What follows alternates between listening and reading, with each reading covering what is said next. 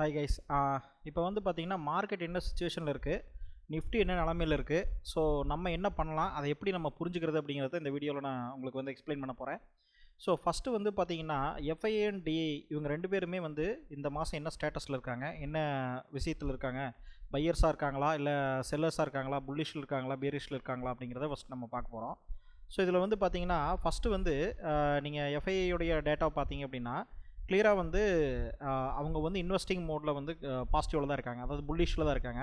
கிட்டத்தட்ட எஃப்ஐஐ வந்து பார்த்தீங்கன்னா கிட்டத்தட்ட 9558 கோடி இந்த மந்தில் மட்டுமே வாங்கியிருக்காங்க. அதாவது வந்து இன்றைக்கி 14ஆம் தேதியிலேருந்து 14ஆம் தேதி வரைக்கும் பார்த்தீங்கன்னா கிட்டத்தட்ட 9500 கோடி நெட் பர்ச்சேஸில் இருக்காங்க. அதாவது செல்லும் பண்ணியிருக்காங்க. இங்கே பார்த்தீங்கன்னா 9ஆம் தேதி வந்து 3700 கோடி செல்லும் பண்ணியிருக்காங்க. அதுக்கப்புறம் எகைன் பையும் பண்ணியிருக்காங்க. ஸோ ஓவரால் வந்து நெட் பையராக தான் இருக்காங்க, அதாவது வந்து நெட் செல்லராக இல்லை, நெட் பையராக தான் இருக்காங்க. இது ரொம்ப ரொம்ப அதிகமான அமௌண்ட் தான். அதாவது வந்து கம்ப்ளீட்டாக புல்லிஷில் இருக்காங்க அவங்க வந்து 9500 கோடி. எகெயின் வந்து பார்த்தீங்கன்னா டிஏயுமே வந்து புல்லிஷில் தான் இருக்காங்க. ஸோ அவங்களுமே வந்து பார்த்திங்கன்னா கிட்டத்தட்ட 19000 கோடி பை பண்ணியிருக்காங்க. சரி, இவங்க இவ்வளோ பை பண்ணியிருக்காங்களே, இதெல்லாம் செல் பண்ணவங்க யாருன்னு கேட்டிங்கன்னா மேபி ரீட்டைலராக கூட இருக்கலாம். ஸோ அதனால் வந்து கவனமாக இருந்துக்குங்க. இந்த வார் சுச்சுவேஷன் இந்த மாதிரி சுச்சுவேஷன்லாம் நிறைய வரும்போது நம்ம ஒரு விஷயம் உண்மையாக புரிஞ்சுக்க வேண்டிய விஷயம் என்னென்னா, இந்த மாதிரி எவ்வளோ ஹிஸ்டாரிக்கலாக வார் வந்திருக்கு. ஸோ இந்த வாரில் நடந்தது என்ன அப்படின்னு கேட்டிங்கன்னா, யாருமே இது வரைக்கும் நடந்த வாரில் வரைக்கும் நியூக்ளியர் ஆப்ஷன் போகலை. அது ஒரு நல்ல விஷயம் அப்படிங்கிறத நம்ம பார்க்குறோம். லாஸ்ட்டாக யூஎஸ் ஜப்பான் மேலே போட்டதுக்கப்புறமா யாரும் நியூக்ளியர் ஆப்ஷன் வந்து யூஸ் பண்ணலை.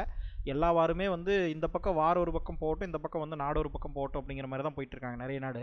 இப்போ ஈவன் நீங்கள் வந்து உக்ரைன் ரஷ்யா வாரே நீங்கள் பார்த்துருப்பீங்க, அதுவுமே எவ்வளோ நாளாக தொடர்ந்து போய்கிட்டே இருக்குது அப்படிங்கிறது. ஸோ இந்தியா இப்போது பாகிஸ்தான் வார் அப்படிங்கிறது வந்து பார்த்திங்கன்னா ஒரு இம்பார்ட்டண்டான ஒரு சுச்சுவேஷனில் இருக்குது.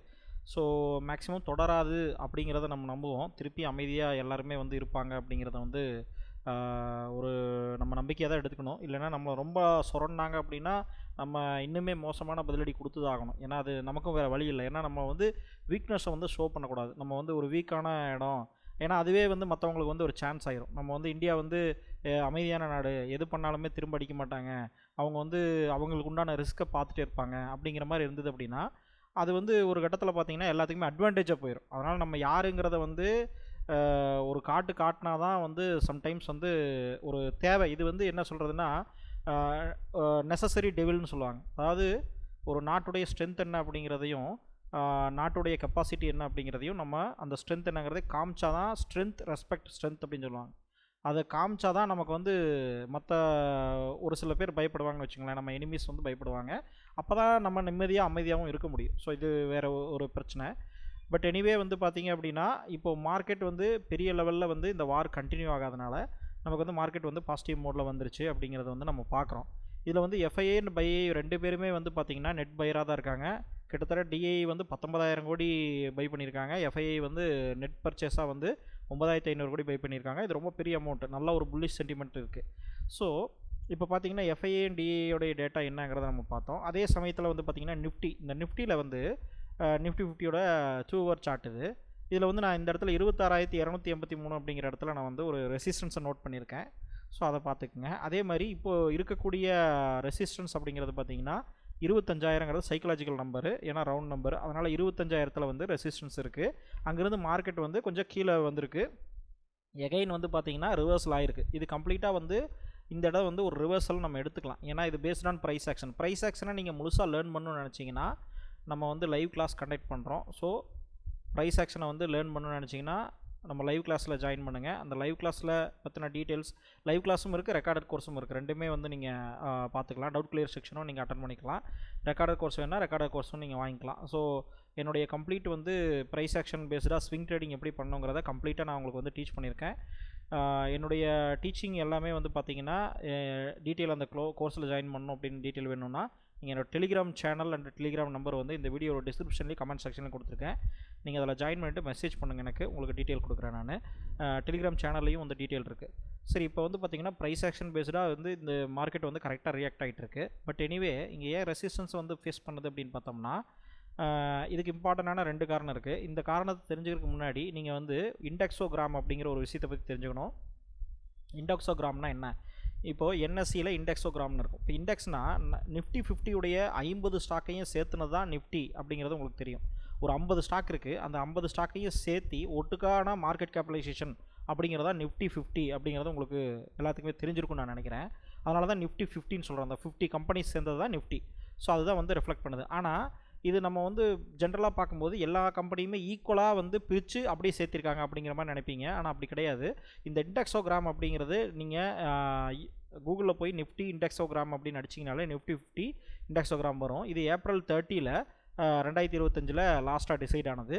இதில் பார்த்தீங்க அப்படின்னா இந்த நிஃப்டி 50ல் 50 ஸ்டாக்கையும் ஈக்குவலாக கம்பைன் பண்ணியிருக்காங்களா, இந்த நிஃப்டியுடைய ரெஃப்ளெக்ஷன் வந்து ஈக்குவலாக இருக்குதா, இல்லை ஒவ்வொன்றும் வேறு வேறு பர்சன்டேஜ் வெயிட்டேஜில் இருக்கா அப்படிங்கிறத பார்க்கணும். இப்போ எக்ஸாம்பிள் ஒரு 5 ஸ்டாக் நீங்கள் வாங்கி ஒரு போர்ட்ஃபோலியோ கிரியேட் பண்ணியிருந்தீங்கன்னா அந்த 5 ஸ்டாக்கு ஈக்குவலாக பை பண்ணியிருக்கீங்களா, அதாவது 1 லட்ச ரூபாயில் 20,000 அந்த 5 ஸ்டாக்கையும் போட்டிருக்கீங்களா, இல்லை வந்து பார்த்தீங்கன்னா அந்த 5 ஸ்டாக்கில் ஒன்றில் 30,000, ஒன்றில் 10,000, ஒன்றில் 5,000 இப்படி போட்டிருக்கீங்களா அப்படிங்கிறது இருக்கும் இல்லையா.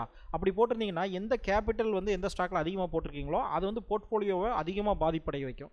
அதே சமயத்தில் அது ப்ராஃபிட்டில் போச்சுன்னா போர்ட்ஃபோலியோவும் அதிகமாக ப்ராஃபிட் வரும். ஸோ அப்படி பார்க்கும்போது நிஃப்டி 50யோட இண்டெக்ஸோகிராம் பார்க்கும்போது கிட்டத்தட்ட ஃபினான்ஷியல் சர்வீசஸ் செக்டர் அப்படிங்கிறதா 37% வெயிட்டேஜ் இருக்குது. மீதி அடுத்து பார்த்தீங்கன்னா information technology 11%, oil and gas 10% weightage, அதாவது 10% தான் அவங்க கம்பைன் பண்ணியிருக்காங்க இந்த செக்டாரை வச்சு.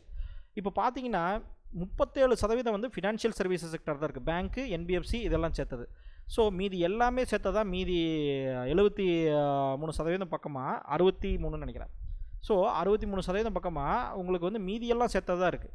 ஆனால் 37% வெறும் ஃபினான்ஷியல் செக்டரில் இருக்குது.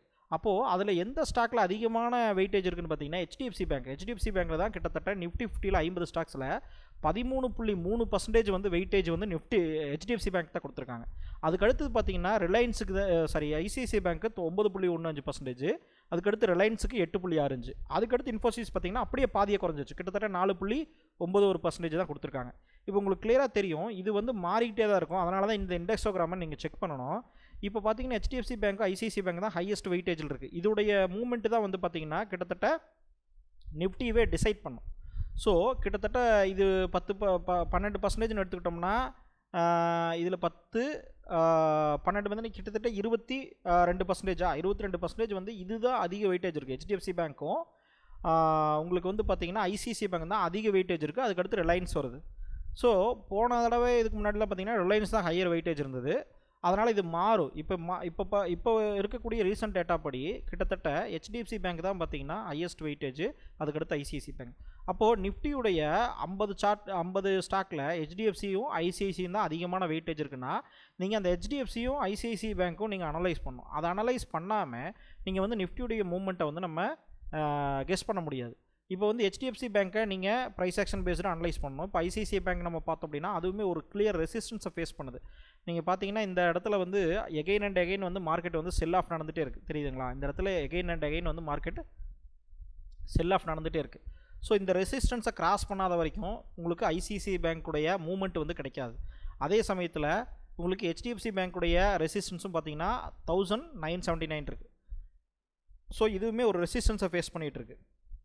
இந்த ரெண்டு ஸ்டாக்குமே ரெசிஸ்டன்ஸை உடைக்காமல் உங்களுக்கு நிஃப்டி வந்து எகெயின் வந்து நல்ல ஒரு மூவ்மெண்ட் கொடுக்காது. ஏன்னா நிஃப்டி 50ல் அதிகமான வெயிட்டேஜ் இது தான் இருக்குது. ஸோ இதுதான் வந்து நம்ம முக்கியமான புரிஞ்சிக்க வேண்டிய ஒரு க்ளூ சிம்டம்ஸ். அதனால் பேங்கிங் செக்டார் அதிகமான அளவில் வெயிட்டேஜ் இருக்கிறதுனால பேங்கிங் செக்டாரோடைய இன்ஃபர்மேஷன் என்ன, அதோடைய ஃபண்டமெண்டல் என்ன, அதுவும் especially ICICI bank, HDFC bank இதோடைய செக்ஷன் நான் இப்போ பார்த்தேன் இல்லையா, இது பொறுத்து தான் உங்களுக்கு வந்து நிஃப்டியோடைய மூவ்மெண்ட் இருக்கும். ஸோ நிஃப்டியுமே வந்து 25,000ங்கிற சைக்கலாஜிக்கல் நம்பருக்கு வந்ததுன்னா தான் அதை கிராஸ் பண்ணால் மட்டும்தான் நமக்கு நல்லா தெரியும். அதில் 26,000 அப்படிங்கிற அந்த நம்பர் வந்து பார்த்திங்கன்னா சைக்கலாஜிக்கல் நம்பர். ஸோ அந்த இடத்துக்கு மேலே வரைக்கும் ஒரு ரெசிஸ்டன்ஸ் இருக்குது. ஸோ அந்த இடம் வரைக்கும் நம்ம வந்து கிளியர் பண்ணலாம். இப்போதைக்கு வந்து பார்த்திங்கன்னா நீங்கள் ட்ரேட் பண்ணிகிட்டு இருக்கீங்க அப்படின்னா நீங்கள் வந்து ஒரு கன்சிஸ்டண்ட்டான ஒரு ஸ்விங் ட்ரேடிங்கில் அடுத்தடுத்த நாள் ஹோல்டு பண்ணுறீங்க அப்படின்னா நீங்கள் வந்து இண்டிவிஜுவல் ஸ்டாக்ஸுடைய பர்ஃபார்மன்ஸ் அண்டு ப்ரைஸ் ஆக்ஷனை வந்து நீங்கள் பார்க்கணும். இப்போது நிஃப்டி 50ல் இருக்கிற ஸ்டாக்ஸ் வந்து இந்த இடத்துல இப்படி ஆன சுச்சுவேஷனில் இருந்தால் கூட நீங்கள் இண்டிவிஜுவலாக பார்த்தீங்கன்னா ஏகப்பட்ட ஸ்டாக்ஸ் வந்து பயங்கரமான அப் ட்ரெண்ட்லேயும் பயங்கரமான அப் மூவ்லேயும் இருக்கும். ஈவன் தோ நிஃப்டி இறங்கும்போது கூட அந்த ஸ்டாக்ஸ் எல்லாம் அப் ட்ரெண்டில் இருக்குது. அந்த மாதிரி ஸ்டாக்ஸை எப்படி நம்ம ஸ்விங் ட்ரேடிங்கில் கண்டுபிடிச்சி அதை எப்படி நம்ம ப்ரைஸ் ஆக்ஷன் பண்ணி ப்ராப்பராக நம்ம வந்து பை பண்ணணும், செல் பண்ணணும், எங்கே என்ட்ரி ஆகணும், எப்படி ஸ்டாப் லாஸ் வைக்கணும், எப்படி ரிஸ்க் மேனேஜ்மெண்ட் பண்ணணும், எப்படி வந்து டிஃப்ரெண்ட் மெத்தடாலஜிஸ் நம்ம யூஸ் பண்ணணும் அப்படிங்கிறதையும் எல்லாமே வந்து பார்த்திங்கன்னா நம்மளுடைய லைவ் கிளாஸ் அண்ட் கோர்சஸில் சொல்லியிருக்கேன். நீங்கள் வேணால் செக் பண்ணி பாருங்கள். நம்மளோட டெலிகிராம் சேனலில் லிங்க் வந்து பார்த்திங்கன்னா கமெண்ட் செக்ஷன்லேயும் டிஸ்கிரிப்ஷன்லேயும் கொடுத்துருக்கேன், செக் பண்ணி பாருங்கள். இப்போது முக்கியமாக வந்து இந்த 2 விஷயத்தை நம்ம பார்க்கணும். இந்த நிஃப்டியுடைய இண்டெக்ஸோகிராம் அப்படிங்கிற அந்த கான்செப்டை நீங்கள் வந்து அண்டர்ஸ்டாண்ட் பண்ணணும். ஏன்னா அது மாறும்.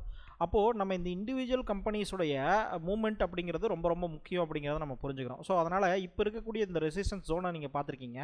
இந்த ரெசிஸ்டன்ஸ் ஜோனை கிராஸ் பண்ணால் மட்டும்தான் நமக்கு வந்து ஒரு நல்ல மூமெண்ட் கிடைக்கும். அப்போ நீங்கள் வந்து உள்ள என்ட்ரி ஆனால் உங்களுக்கு வந்து கண்டினியூஸாக ஒரு 5 டேஸ்க்கோ 6 டேஸ்க்கோ 10 டேஸ்க்கோ இல்லை வந்து இந்த பர்டிகுலர் ரெசிஸ்டன்ஸ் வரைக்கும் ஒரு நல்ல மூமெண்ட் வந்து உங்களுக்கு இருக்கும். ஸோ எஃப்ஐஐ நல்லா பையிங் ப்ரெஷரில் தான் இருக்காங்க, டிஐ பையிங் ப்ரெஷரில் தான் இருக்காங்க. ஸோ மேக்ஸிமம் வந்து இந்த ப்ரெஷர் கண்டினியூ ஆச்சு அப்படின்னா கண்டிப்பாக வந்து இதை பிரேக் அவுட் நடக்கிறதுக்குண்டான வாய்ப்புகள் வந்து தாராளமாக இருக்குது. ஸோ அதனால் வந்து நம்ம வெயிட் பண்ணி பார்ப்போம். ஸோ நெக்ஸ்ட்டு அனலைஸ் ஏதாவது டெவலப்மெண்ட் நடக்குதா என்ன எடுக்கிறது பார்ப்போம். இப்போதைக்கு வார் சுச்சுவேஷன் வந்து ஒரு சீஸ்ஃபயரில் இருக்கிறதுனால நமக்கு பெரிய லெவலில் வார் இம்பாக்ட் வந்து இப்போதைக்கு இல்லை அப்படிங்கிறது நமக்கு தெரியுது. பட் எனிவே மார்க்கெட் வந்து நிஃப்டியுமே வந்து பயங்கரமான ஒரு மூவ்மெண்ட் 3.3% மேலே வந்து ஒரே நாளில் மூவ் ஆச்சு. நம்ம தெரிஞ்சது இந்த வார் சுச்சுவேஷன் வந்து சீஸ்ஃபயருக்கு வந்துருச்சு அப்படிங்கும்போது அது 3% மேலே மூவ் ஆச்சு. இப்படி ஒரு ரீட்ரேஸ்மெண்ட்டு சடனாக மூவ் ஆச்சுனாலே கண்டிப்பாக ஒரு ரீட்ரேஸ்மெண்ட் வந்து இருக்கும் நிஃப்டியில். அந்த ரீட்ரேஸ்மெண்ட்டு தான் நான் இப்போ வந்து இந்த ரீட்ரேஸ்மெண்ட்டாக பார்க்குறேனே தவிர மற்றபடி பெரிய லெவலில் நெகட்டிவ் இம்பேக்ட் வந்து கிடையாது.